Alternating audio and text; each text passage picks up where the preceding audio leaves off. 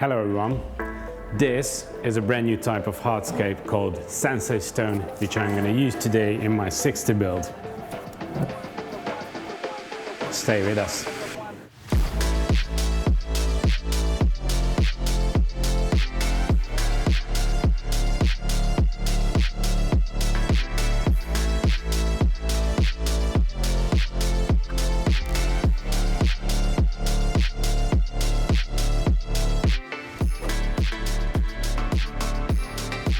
Today I'm using 88 Plata Sand Advanced and the S size, the 2-liter bag, which is perfectly fine for 60-ish liter tank, which this is actually. It's not 60p, it would be 60 by 30 by 36, but this one is 60 by 35.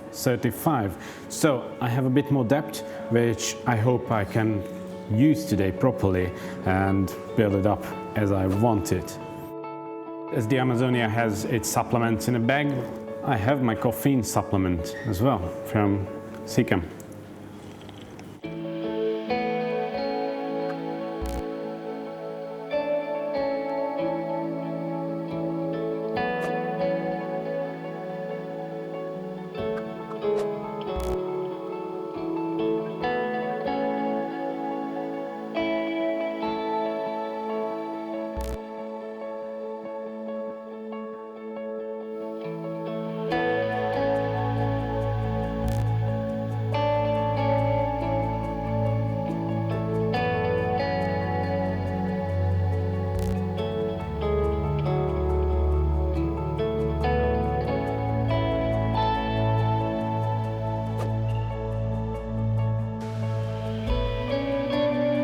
This stone is, well, it's sort of like the love child of fossilized wood and pagoda stones. What I mean is the texture and the shapes is very, very close to fossilized wood, but obviously it's mainly gray with some reddish tones on it, so that's the pagoda side.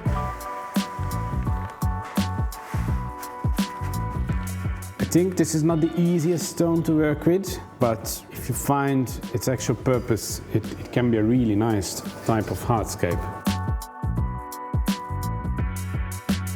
So I have had some issues with height. The scape is a bit too flat for me, and now with this one lifted, it looks okay, but I'm sort of used to it now. If I build with stones, it's not stable. Maybe if I fill it with soil underneath. Now it's fine. I can hide this crack with some plants later on. Should I use stem plants in the background, like a sort of a Brazilian style? Or should I leave the soil as high as I can and use some type of grass behind the big rocks?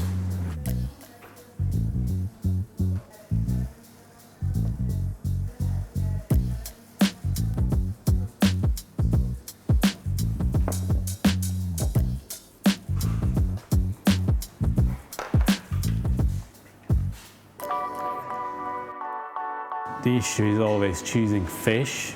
I've started thinking, but I have no idea. But you're gonna find out very, very soon.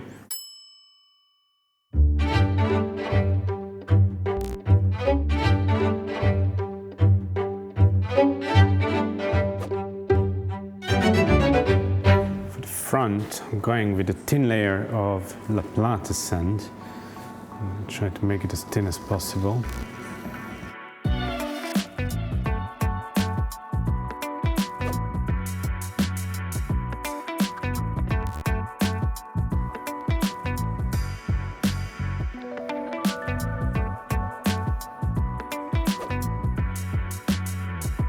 That's it for the hardscape. I need to start choosing plants, I think. I've decided to go with green plants only.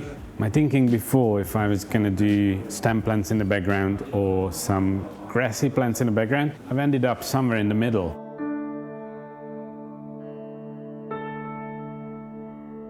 No special colors in this tank, which you think nowadays I feel like we use red plants everywhere. This is back to the roots. Sort of a minimalistic Iwagumi, but some stem plants. As for the foreground, I have all-time favorite Elaeocharis pusilla or Acicularis mini, and some bushy plants, Cryptocoryne parva, and just one pot of Eriocaulum polaris to give it some extra. I'm going to start with the Elaeocharis because this is going to be the main plant of the tank. I'm going to go from the bottom to the top.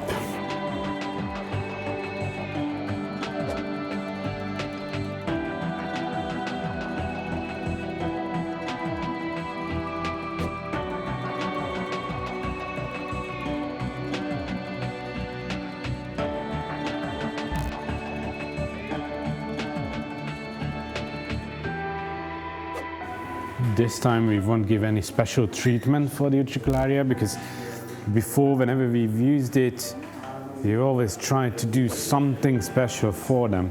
We're just going to start this tank as we normally do any other tank, and we'll see. It's up to the plant itself if it wants to live. Besides the new Hardscape, we can also use a new type of light on this aquarium, which is the Skylight Hyperbar. Obviously the 60 size. I'm really curious how it's gonna look. It has a bit of a different approach than today's lights. It has an integrated shade, so the light itself doesn't really shine into your eyes when it's set up on top of the aquarium without any additional shades.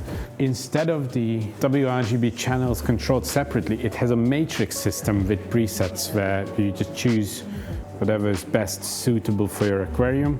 Also, it has a Wi-Fi connection, so it's not controlled via Bluetooth, as most lights these days, but through Wi-Fi. I don't have anything against Bluetooth. It has always worked for me in any kind of application, but some people just prefer Wi-Fi.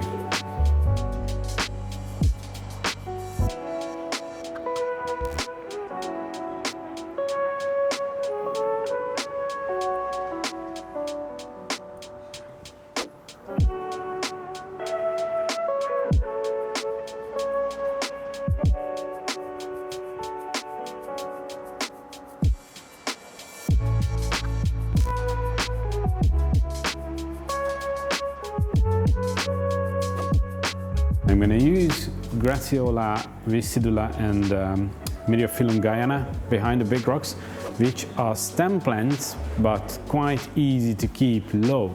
Oh, and also these plants have very, very fine leaves, so that adds to the ratios, to the depth, because they're gonna seem far away.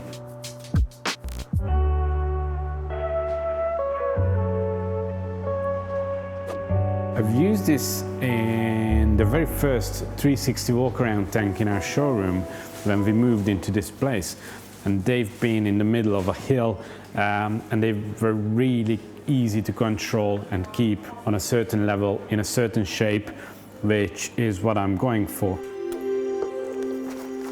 I'm throwing in some Bio Ibon biotop beds for the extra detail.